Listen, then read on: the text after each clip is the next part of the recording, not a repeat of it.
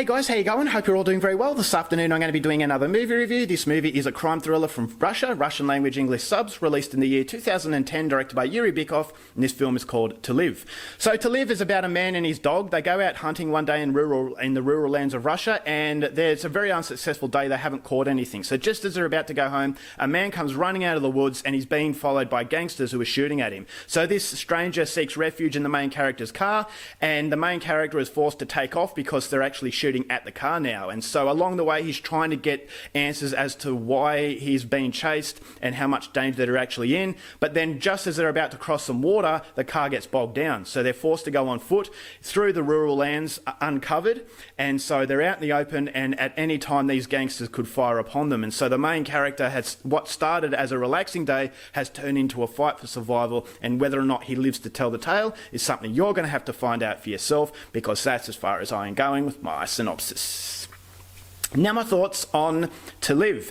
Yuri Bykov is a director I've actually heard about. He made a movie called The Fool, which is a movie about the public going up against Russian corruption, and that's something that Andrei Zvyagintsev does so well. And so Yuri Bykov is another director I really wanted to check out. I haven't actually seen The Fool yet. It's because it's a movie I've been trying to track down, but I haven't been successful as of yet. And so this, when I realised that To Live was directed by the same director, I thought, okay, I definitely have to give this one a shot. It was a blind experience. I didn't know it existed. I just came across this by chance. It was a 70-minute runtime, and I thought, okay, well, that doesn't really strike me with a lot of confidence. This is a film that is like a chase movie, and so was it just going to be a mindless action film because it doesn't really have time to get into character development? But I thought, no, Yuri Bykov is a director with a lot of recognition, and so maybe he was going to create something a little bit different.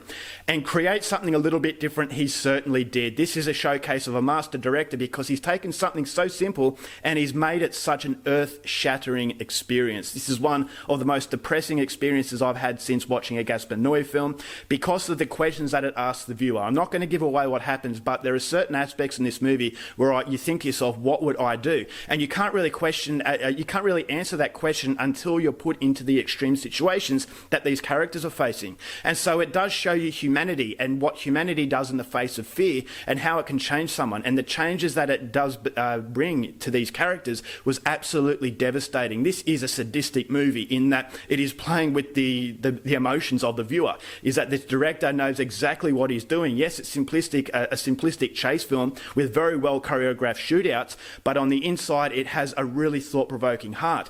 And I will say that I really got along with the main character and his newfound companion as they go through this rural land trying to escape. They start talking to each other, and what they actually bring out into the open I thought was really soul-searching. Is that I thought, all right, well, I really like this main character, and this is very much a surprise because it's a 70-minute film that banks itself on being an action style of film, a chase movie, but just the interactions that he has with this guy, I thought as though there was no trust at the start, but then as the movie goes on, the trust started to build up, and that's the power of humanity facing such extreme situations, but it also shows you the ugliness of humanity.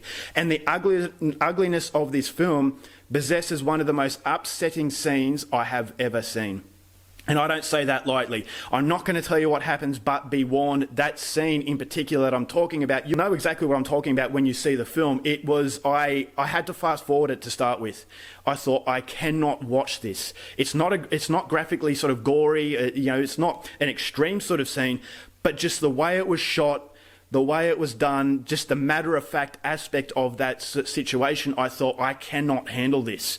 And so I fast-forwarded it, but then I thought, no, I'm going to go back and watch it in its entirety, this particular scene. And I just thought it was one of the most devastatingly depressing scenes that I have seen in a very, very long time, and one of the very rare occasions where it genuinely upset me. I just thought to myself, that was just so cruel. It was so depressing, so bleak, and it just tears out all the positivity from you and just throws it on the ground. And as I said, it's done in a very sadistic way. But then at the start, I thought to myself, I hate this scene. I hate these characters. I hate everything about this movie now. I'm going to turn it off. But I didn't turn it off. And I'm very thankful for that, because although at the start it really annoyed me, this scene, it really angered me, I thought to myself, it's very pivotal in what the film is trying to tell you. And then right at the end, I thought, again, it's not as disturbing as this particular scene, but the ending was soul-crunching once again. And it does beg the question, what would you do?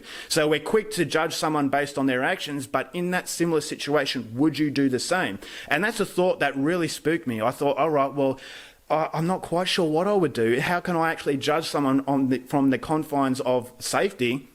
But if I'm actually in that situation, what would I do?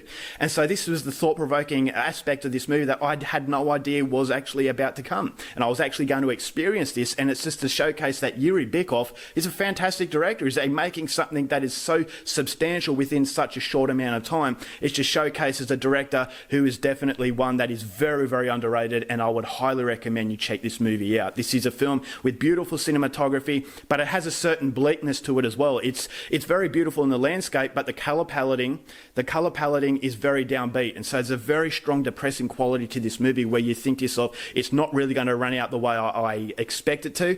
I kind of thought to myself halfway through, I know how this movie is going to transpire. It kind of gives you the impression that it's going to go down a particular way, but ever since that devastating scene that I just mentioned before, all bets were off, and then the ending just really capped off the experience. So this is so much more than just a brainless chase film. Yes, it has that thrilling aspect, and as far as the thriller is concerned, I thought it was fantastic. Some very good shootouts, and I thought as though the suspense was there because you're never quite sure how far these gangsters are away.